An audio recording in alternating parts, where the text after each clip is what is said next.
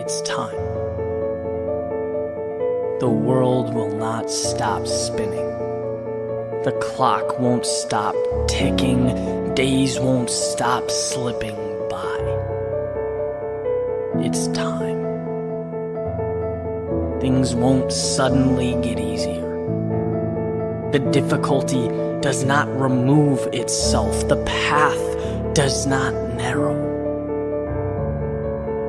It's time. That perfect moment, it doesn't exist. A flawless beginning is fiction. The stars will never align for you. It's time. Not tomorrow, not someday down the road, but this very second. So you don't need all the answers. You don't need to know or be sure or be armed with guarantees. Your job, your only requirement is to begin. It's time to trade fear for opportunity. Someday for right now. It's time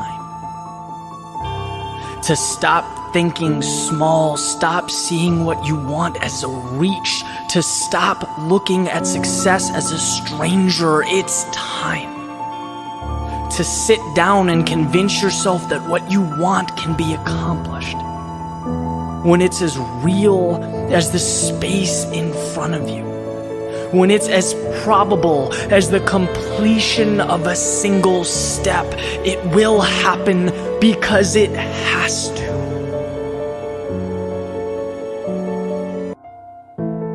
It's time.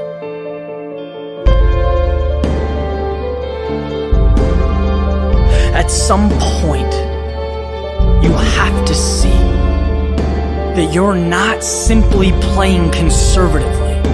You're not being a perfectionist. It's not about being okay with where you are. No, if we're going to get anywhere, let's be truthful. Let's call it what it is. These things, these ideas, these excuses are a derivative of fear. The problem with possibility is that it's incredibly hard to quantify. Technically, if you've never had it, you've never lost it. And that is how we rationalize staying where we are. That's why we compartmentalize the things we want most as dreams. But for a second, let's be bigger. Let's start from the premise that what life can provide or become is limitless. It is truly infinite. And when you sit on an idea or you refuse to begin, you are in fact losing. Every single thing around you, everything. At one point, it began. At one point, someone summoned the courage to reach out and take what's in front of them. Maybe you do the same. Maybe you take that step. Maybe the first few times go terribly wrong. Maybe it's terrifying. Maybe you find out who has your back, who your real friends are, and maybe those truths scare you. But guess what? Guess what those steps turn into? Confidence, amplified purpose, and most importantly, more steps. You get to see right in front of you as your demons diminish, evaporate. The higher you climb, the better the view, the longer the road, the greater the experience. I would rather fall 1,000 times and continuously get back up stronger than be someone who looks at the world through a window like it's some fairy tale. Because at the end of the day, sure, they have no scratches, scrapes, or bruises, but I have no limits, and I'd make that trade any day. It is time. to stop separating what you want from what you have and take that step forward. It's time to go get it. No one is stopping you. Nothing is stopping you. And in fact, if you choose to be, you are unstoppable. So take a look in the mirror, lace up your shoes, open the door, and begin. It's time. Younger, I want to say maybe third grade. I remember reading this poem by Shel Silverstein called Where the Sidewalk Ends. This place where the cement stops and the grass begins. An inflection point of sorts. And I obviously don't remember what we talked about, back then, but I certainly remember the book. And a few weeks ago, I happened to be at the airport. I was walking through, and I saw a bookstore and a Shel Silverstein book propped up in the front. And I couldn't stop thinking about it. I had that title stuck in my head, right, playing on loop, Where the Sidewalk Ends. Some things just hit you, like that title sounds perfect to me. This larger-than-life, transitionary place. It feels like some sort of graduation. But graduation from what to what? That's the question. Is it simply checking off the current box before moving on to the next one? Is it the end of a paved, calculated path and the beginning of something a little less defined, a little more free? Is it the place where you step away from what's expected of you and instead do what you are called to do, what you know in your soul is right? I guess depending on who you are and what you need, it could be any and all of those things.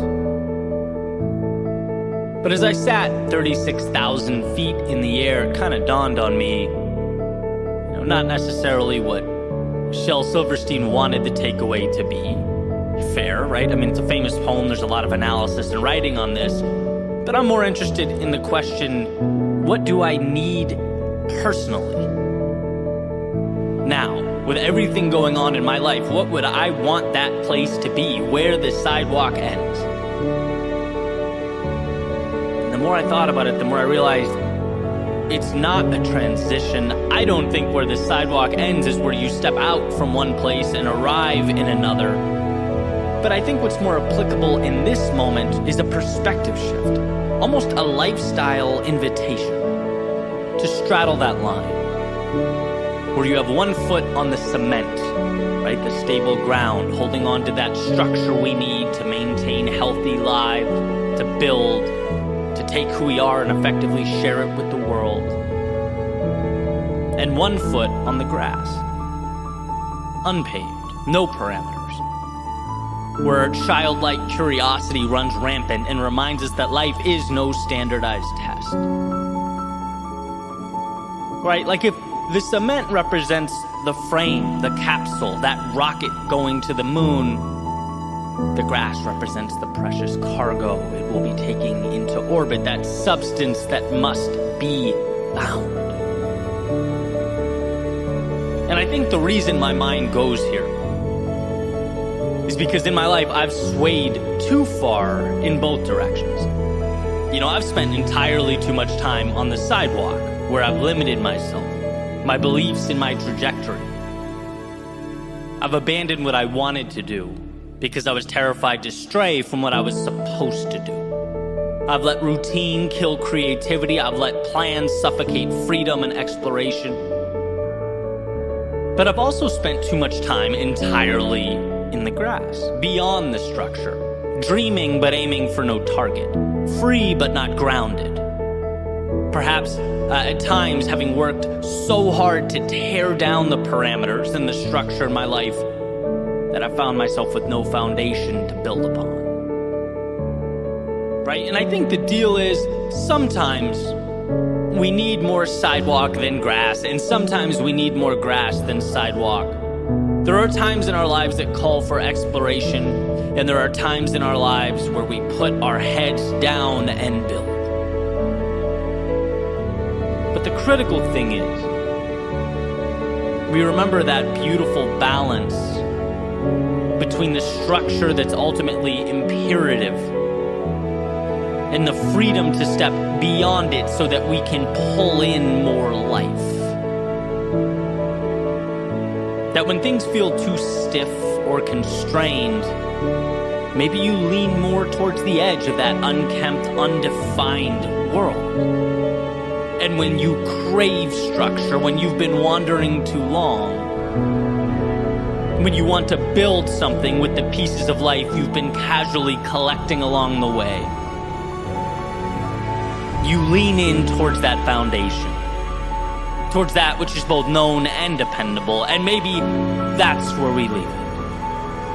As you navigate each segment of your life, it's knowing that you have your hand on the dial that will allow you to be your best at that particular moment in time, something no one knows but you. So think of that spot. What are you going through now, and how can you best position yourself to handle it? This awareness is a power, it's a strength. It's not merely passing through that place where the sidewalk ends, but I think it's an opportunity to embody it, to adapt and carry on as each new chapter begins. Someday, the things that you currently don't understand will make sense. Someday the big things you're dealing with won't seem so big anymore. Someday the doubts you have about yourself will be revealed as false. Someday you'll see that the things you worry about didn't matter at all. Someday you'll see that the road before you wasn't something you had to walk flawlessly, but rather something you had to trust and believe. Someday you'll look in the mirror and see that you had it in you the entire time, that there was nothing you needed or should have been hoping for. Yeah, someday that will all be true. But what about some days from the past? I remember years ago thinking someday I would venture out into the world. Someday I'd speak my mind. Someday I would start my own business. I would surround myself with people who believed in what I believed. Someday I'd make a little more money, have a little more time to do what I love. Someday I'd have all that. And as I look around, I realize it looks a lot like someday. But guess what? As we grow, so do our some days. It's a chase that never ends. There's always something more. There's always something bigger and better. And the problem is not the ambition. The problem is forgetting that in so many ways, you've dreamt of being where you stand right now. You have arrived. You're not the same person that 10 years ago was throwing some days out into the universe. No, you have grown. You have learned. You have evolved. Why does this matter? It matters because without acknowledging how far you've come, you cannot acquire the strength needed to go where you must go. When you don't feel good enough, it's often because you haven't looked over your shoulder and opened your eyes. The evidence is right there. It's hiding in plain sight. There's proof that you've been there, that you've faced demons and conquered them, endured your battles and overcame. You did that. And at one point not that long ago, You couldn't say that you had. You weren't yet that person, but things are different now. What you have today was once only that hopeful someday. It was a fleeting thought. It had no merit and no value, yet you brought it to life. Look what you've done. Understand how far you've come, how you ran when you could, you walked when it was possible, you crawled when you had to,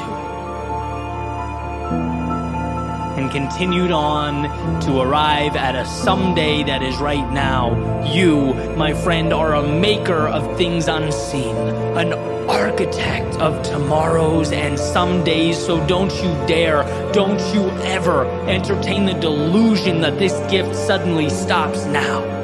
Suddenly the burden is too much. The mountain is too tall.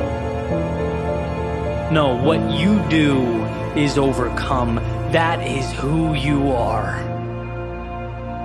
You've done it for you. You've done it for the ones you love, and in some cases, the ones who didn't even understand, but you kept going. Marching through the fires of hell to turn some days into right nows. And I get that the road before you is uncertain. There's no way to know exactly how life will unfold. But that's besides the point. A bird can't predict every gust of wind it's going to encounter. It spreads its wings, takes off, and adapts because it can, because it always has, because that's what it does. I'm not advocating that you should have all the answers. No, I'm suggesting that you trust yourself to find them. To move forward into the haze that surrounds you, to make sense of the seemingly illogical, bring about reality from the make-believe. Someday, you will have what you're aiming for. But here's to never letting a today go by without realizing that you are always living out a someday from your past. You are always arriving and leaving simultaneously. The accomplished and the student, crossing the finish line and on the starting block with another race around the corner, another chance to stretch your legs and reach for the heavens. If you ever forget that, I ask that you find it within yourself to look over your shoulder, to remember what you once asked for, and to appreciate the journey that you have undertaken. You did that. Now onward you go. You have more some days to bring to life.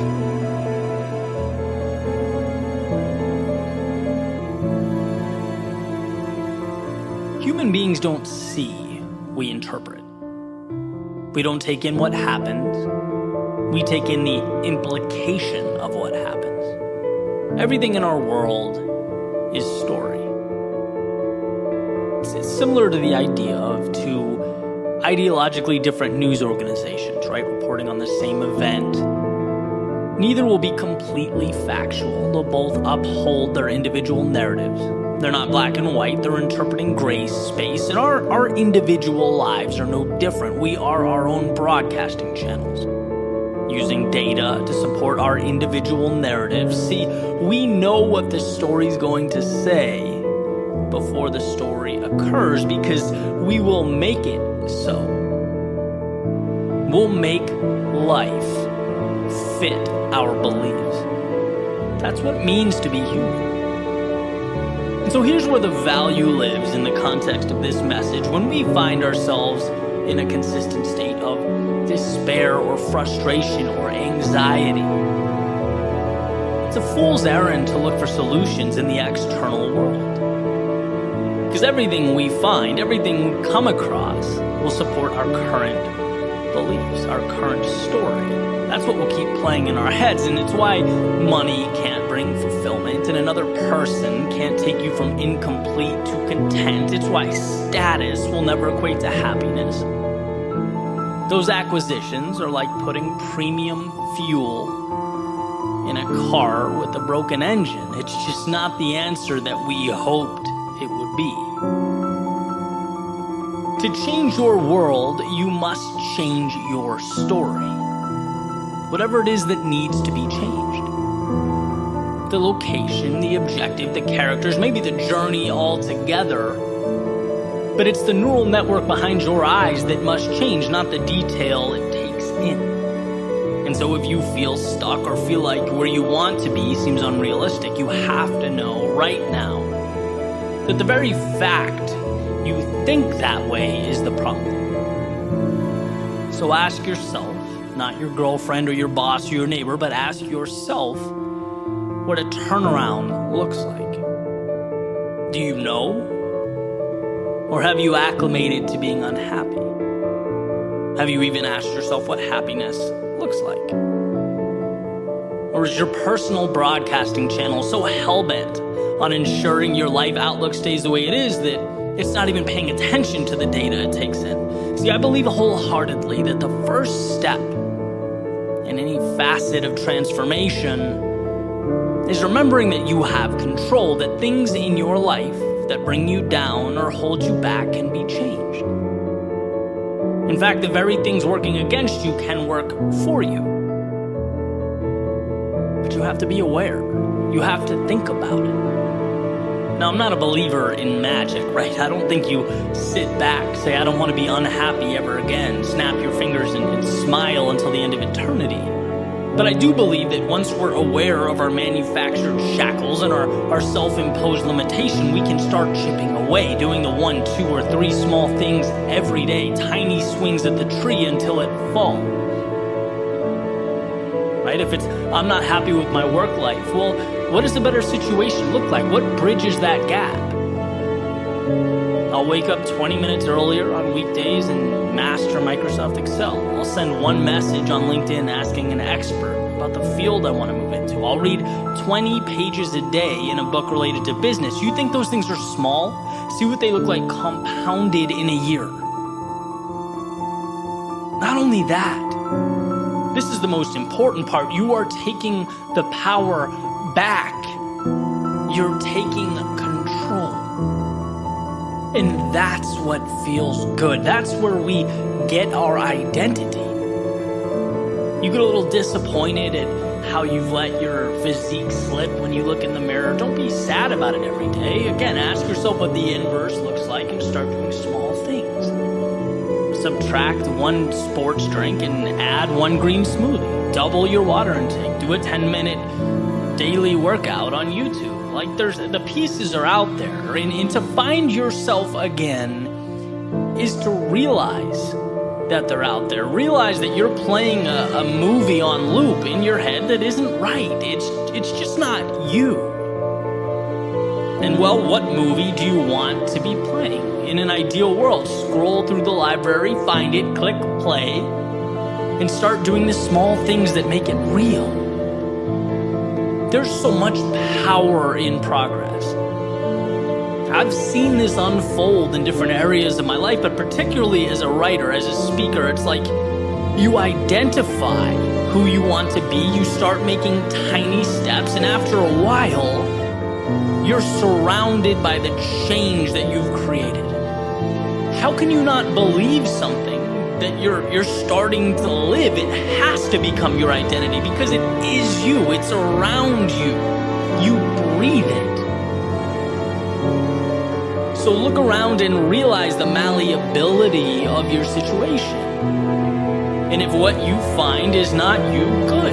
Here is your opportunity to tear down the old and construct the new. You can do that because you have control, because it's within your grasp. So start the new movie, the new story, make yourself the hero, and set out to find yourself again.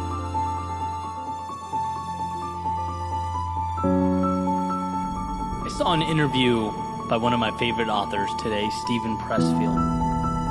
where he highlighted what I believe to be a critical and often overlooked point.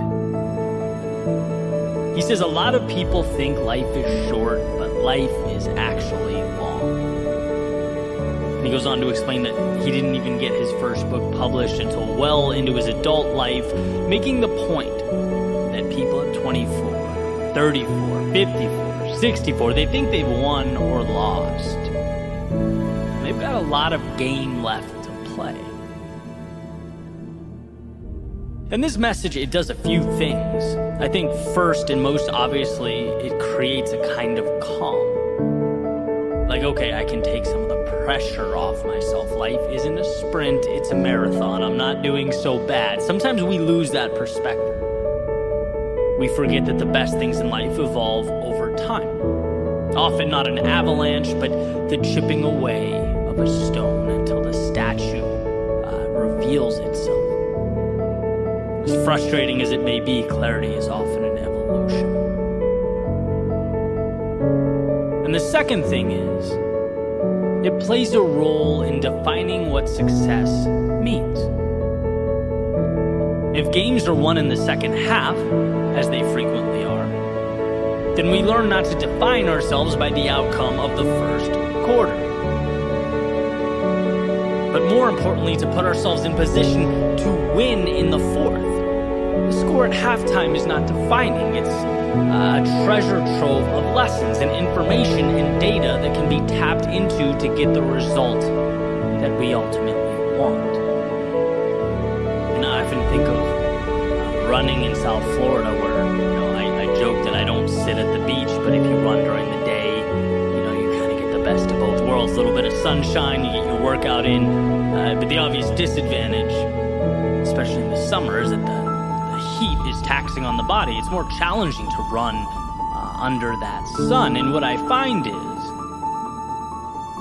that when I push my pace right out of the gate, right from the start, push my physical boundaries, the second half of the run is a nightmare. Always. I'm dragging, speed isn't even a factor. I'm pleading with myself to simply not stop because I haven't positioned myself well. But on the other hand, when I'm disciplined, and when from the start I ease into something comfortable and progressively increase my speed, my body somehow responds exponentially better. I get the most out of myself that way. That's why I've said in the past, I'm proudest of my results when the last few miles are the fastest miles. It means I had the discipline and the foresight to make that happen. And ultimately, the big picture is affected in a positive way. And I know the same can be said for other aspects of life. I know the same can be said for the moments of temptation, when my ego pleads with me to do what someone else is doing, or things aren't evolving as quickly as I want, so my pride says, just walk away from it all.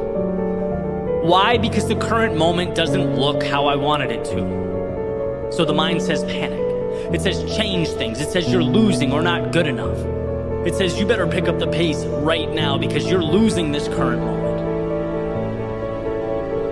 But no, the question isn't, is right now the goal? The question is right now moving me forward consistently? So that when the time comes to sprint, so that when I'm ready to go faster than I've ever gone, be more than I've ever been, I've positioned myself to do just that. When things were challenging, I kept moving forward. When the world around me seemed to be moving at a faster pace, I ran my own race. I stayed consistent. I remembered what mattered to me. That's the question. And by the way, this doesn't mean ignoring today's results. It means asking yourself whether today's results are meaningful in the big picture. Right? Using Stephen Pressfield's example, if you don't get published or your work is rejected again and again and again, you have not lost. It's the beginning. It's the first quarter. But what info can you gain from this? What tweaks can you make to your work so that it's in some way more captivating? How can you sell it a little better? What can you do to connect with people who will believe in you and help push you forward? Remember, you only lose when you decide to stop. Why? Because as long as you're willing to adjust and keep going, there are no stopping points. People don't realize limitations are self-imposed. Losing or quitting just means you stood up and said, I'm going to stop learning and evolving with regard to this pursuit. I no longer want to adapt and move on. No outside circumstances can impose that upon you. It's truly an internal decision. I remember Jim Rohn saying success is easy. Doing the thing that's best for you in the long run is easy. Doing the right things every day is easy. And people would say, well, that doesn't make sense. Why isn't everyone successful? Well, because doing the wrong thing is easy too. It's easy to think right now is the end-all be-all. To forget the big picture, that life is a journey, that you are equipped with everything you need.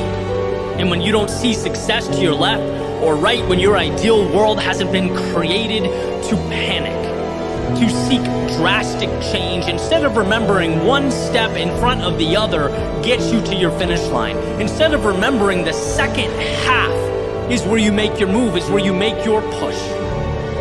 Not every swing is a home run. Not every swing needs to be a home run. It's about on-base percentage. It's about setting yourself up for success. Step by step, day by day, allowing yourself to evolve. Because if you hang in there long enough, if you say yes and trust yourself long enough, you will get your Super Bowl. You will get your midday run when the sun is at its fullest, you're exhausted, you're tired, and you don't want to keep going. But because you invested in the big picture, because you played the long game, you'll be one of the few who understands, who has created the weapon, the answer, the key that will open the door very few people get to open and walk through. The best things in life take time. And time requires patience. Patience can be painful. It can cause suffering, chaos. But from that chaos comes order. From that suffering comes meaning. Everything we needed and wanted is on the other side of that evolution. See that your short-term losses are not crippling you. They are creating. There are a handful of recorded lectures online by Jim Rohn, who has definitely become one of my favorite thinkers over the years. And I found this little nugget the other day that I wanted to share. He says, there are 4 emotions that will change your life: disgust, decision, desire, and resolve. And I want to talk about the first one because I found the story to be incredibly powerful and also relatable, right, in various aspects of life over the years. So he frames it by talking about a Girl Scout walking up to his front door to try and sell him some Girl Scout cookies when he's 25 years old. And he's broke, doesn't have any money at the time, and tells her what I assume to be a white lie as to why he can't buy the cookies at that particular time. Right, so he tells her that he can't. She walks away. He says after he closes the door and goes back inside, he felt something that completely changed his life. Disgust. An overwhelming feeling that he simply didn't want to live like that anymore. He didn't want to lie. He didn't want to be broke. And I'm quoting him. He says, the day you can say I've had it may not be the day it ends, but the day it begins. And that feeling, which of course on the surface seems like a terrible thing, right? No one wants to feel disgust with their circumstance. But it's ultimately one of the most powerful indicators life can present to us. There has always been And I assume will continue to be that point in many different facets of my life where I say enough is enough. I just never thought to categorize it and label it like he did, but that's what it is. Getting to a point where you look around and realize you've conceded too much. You've strayed too far beyond what matters to you. You've left too much on the table. That feeling, again, while uncomfortable, is often what becomes the first step towards that which is truly meaningful, a better version of yourself. A realization, by the way, that's not some denunciation of who you are, right? It's not saying, I'm not good enough or I'm inadequate. I would describe it as the exact opposite. It's thinking enough of yourself to acknowledge that you're better than this. It's saying, yeah, there's a reality where I stay the same, where I don't change, where I allow this to just be my life. But that's not the reality I'm going to choose, because I respect myself too much to continue living with that dissonance between my actions and who I know I truly am. And I think at a deep level, we all understand this. So many times in life, funny enough, we don't change until we have to. Until our backs are completely against the wall. It took me years in my previous professional life to say enough is enough. But ultimately got to that point. I've been there in relationships, been there with my creative work, been there with my finances. And what's especially interesting is that as you grow, evolve, and your goals change, what you expect of yourself changes, grows along with you, you'll find yourself at that place again, and again, and again, and that's good. Listen to it, right? That's your intuition telling you you're ready for more, that something else awaits, that the status quo is no longer sufficient. And there lies the opportunity.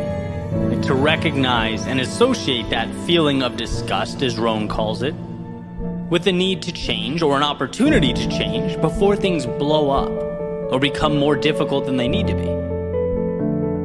Everything in your life has been allowed by you to some extent. That's an important thing to understand. If there's someone in your life that's making it hell, you, to an extent, are responsible for that, right? No one gets your time without your permission. If you're doing things that don't move, motivate, or inspire you, well, the reality is you're choosing those actions. Now, the circumstances may be specific to you, they may be difficult, and I understand that, but are you asking yourself how you can begin moving away from it? How you can put walls between yourself and the things that drag you down? Because the bottom line is, it's very easy to become accustomed to things that are a drain on our lives. The old frog in the boiling water, right? You throw a frog in a pot of hot water, it'll jump right out. But you put it in a pot of cool water, and you slowly but incrementally increase the temperature until it's boiling, the frog won't realize it's burning alive. I think in the same way, we learn to live with that situational disgust. The things we're unhappy with just become the baseline or normal. It becomes regular. And what I love about this Girl Scout cookie story is that light bulb moment where it's like, no, I don't have to accept this. I can take back control. I dictate how I'm going to live, and I know this isn't it. Now, you don't need to have all the answers right away. In fact, you most certainly won't have them. But every journey, as the saying goes, begins with the first step. That's precisely why the moment is so powerful. You don't start moving to that new place until you realize that you want to start moving away from where you are. Rohn talks about disgust being a powerful motivator. That's why. It's the initial leverage you need to create that momentum. To see the gap between where you want to be and where you are. And this is ultimately a call to that realization. Do an audit on yourself and your contentment, the places you find lacking, They're calling for your attention. And it's normal, it's okay, it's part of life, but it's also your opportunity to begin making that change. I like very simple, very straightforward notes to help me parse through this. Simple list, 2 columns. On the left, everything that brings me some level of anxiety or that is a drain on my peace.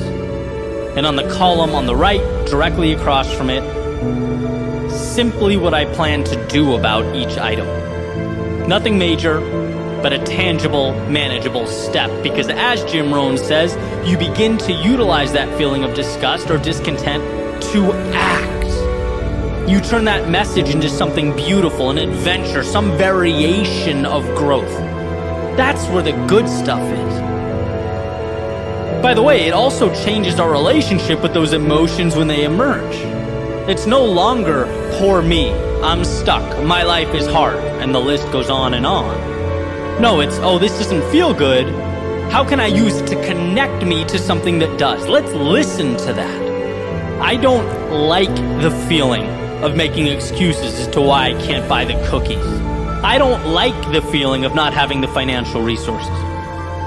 Obviously, can't fix it overnight, but let's make a plan. Let's allow the wheels to hit the road, right? Which, hey, who knows, might be more than I've ever done. This is the magic beginning he alludes to. The confidence being earned, the purpose, the meaning, and ultimately being that we only get results where we place our attention, the outcome we've been looking for. So when you find yourself at that point, when you experience a repetition of disappointment or frustration with your circumstance, let that be the gift it's trying to be.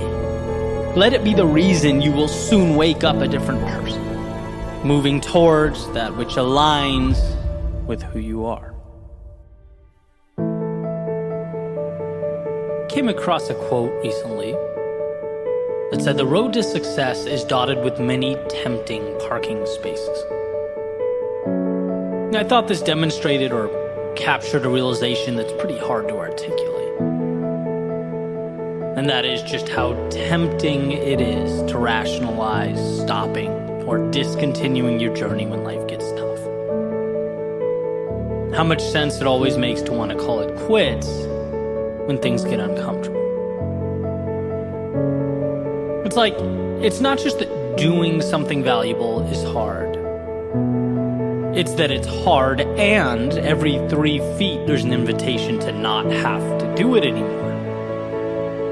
There's an endless supply of exit signs and escape routes.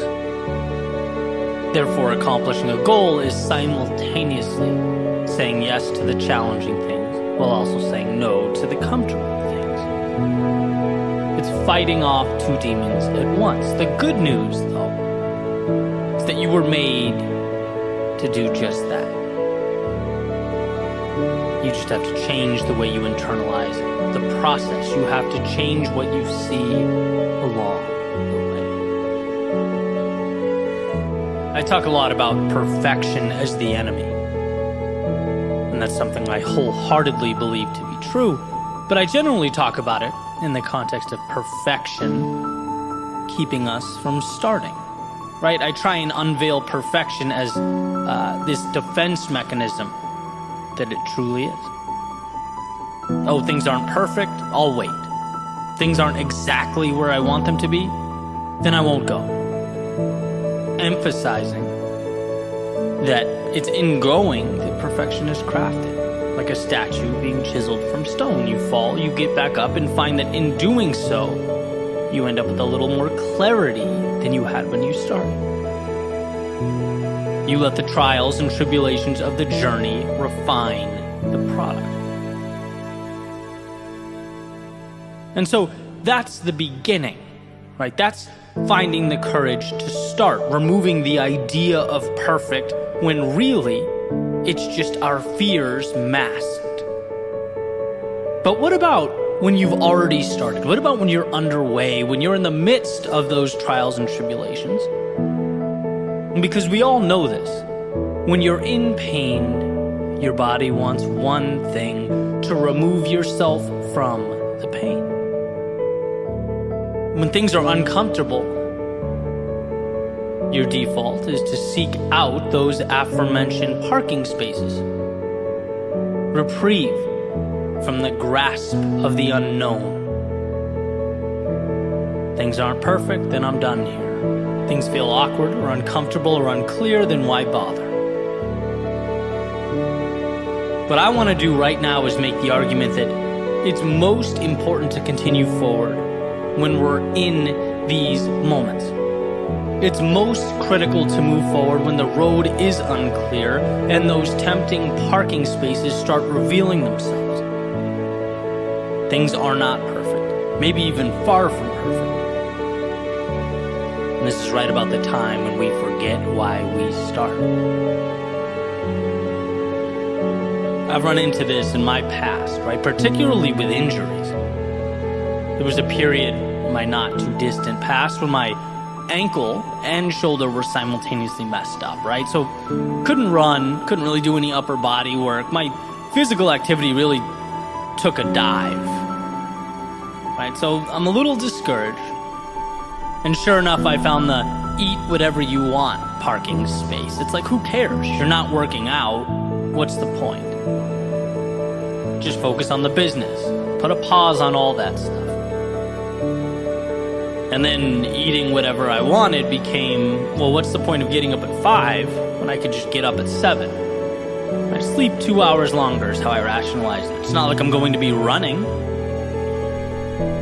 And then there goes some very important alone time, thinking time, and you can see how easily the wheels sort of fall off the wagon. Not because you're a bad person or don't want the result, but because the second things stop being perfect or working the way I wanted them to, I found a parking space. There will be few stretches of time in life when everything's perfect. Things going exactly how you want them to, it will simply be the exception, not the rule. And then the question becomes, can you put your head down and continue forward, knowing that life will call for adaptation and adjustment? But that those tempting exit signs are not for you. They are weakness. They are for those who forget their strength and their courage. I mentioned a little while ago that growth is fighting two demons. Saying yes to the mountain ahead and no to the off-ramps. But when you step back and look at things different, you change the dynamic. You put the odds in your favor. When the off-ramps become reminders of your strength as you pass them one by one, indicators of your commitment to move forward. And when the mountain ahead becomes merely the way, not some giant sacrifice or monster, but merely a path, things simplify in a way that empowers you on your mission. There is no perfect or imperfect. There is adjusting when necessary and taking the next little step along the way. And using the previous example, it's like I'm injured, okay? This will definitely be a time for adjustment. Maybe it's yoga, stretching, practicing being more patient, maybe greater emphasis on meditation, mental strength, whatever it is, but we don't stop. We continue stepping forward. The next step will look a little different, but that's all. If perfect is a standard one seeking to maintain, they'll always be pulling over. They'll always be backing off, because very rarely do we have stretches of perfection. Life is an adjustment game, not a perfection game. Life asks, what can you do when your hands are tied behind your back? What can you do when you're tired? What can you do when you've just endured loss, when your pride hurts, your plans fail? And trust me, that's when you see all those off-ramps. That's when something in the back of your mind says, hey, all this goes away if you just throw in the towel. Just go seek perfection somewhere else. You'll find it there.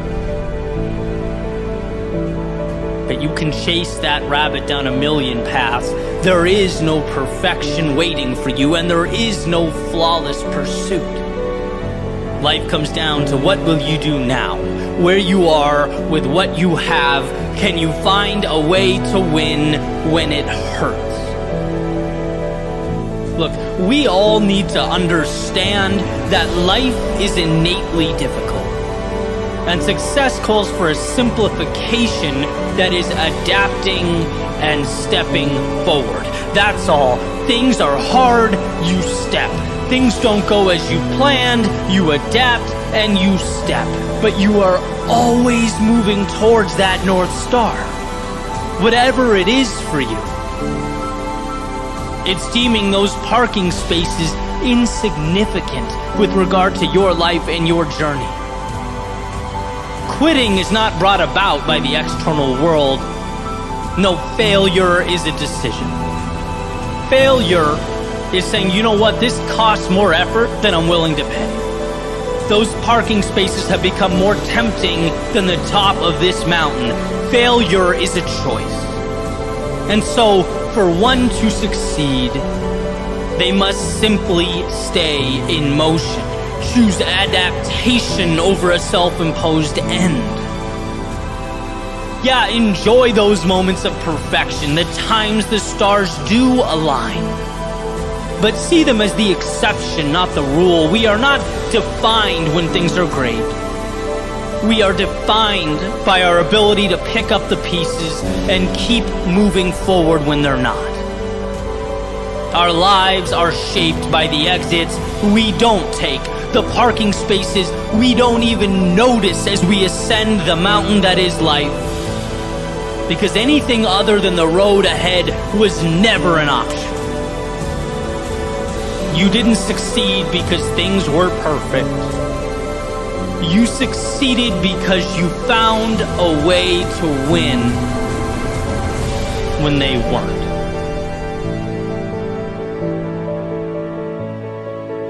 We're not looking for mountaintops.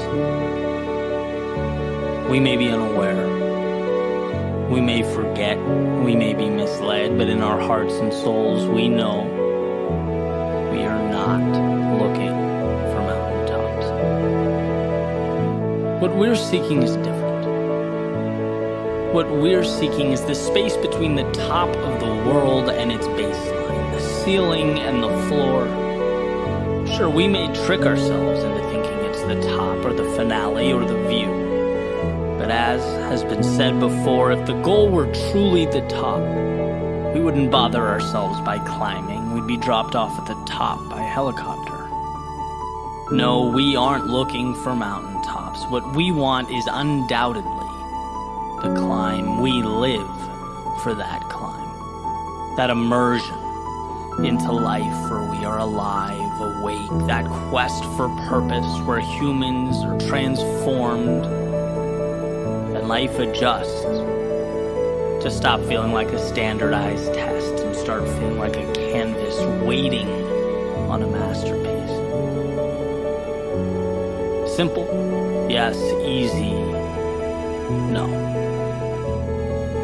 It's Nietzsche and Frankl's meaning to suffer. It's Peterson's choosing your sacrifice. Simon Sinek's finding your why. It's Goggins staying hard. Grover's becoming a cleaner. These aren't parts of the journey. They are the journey.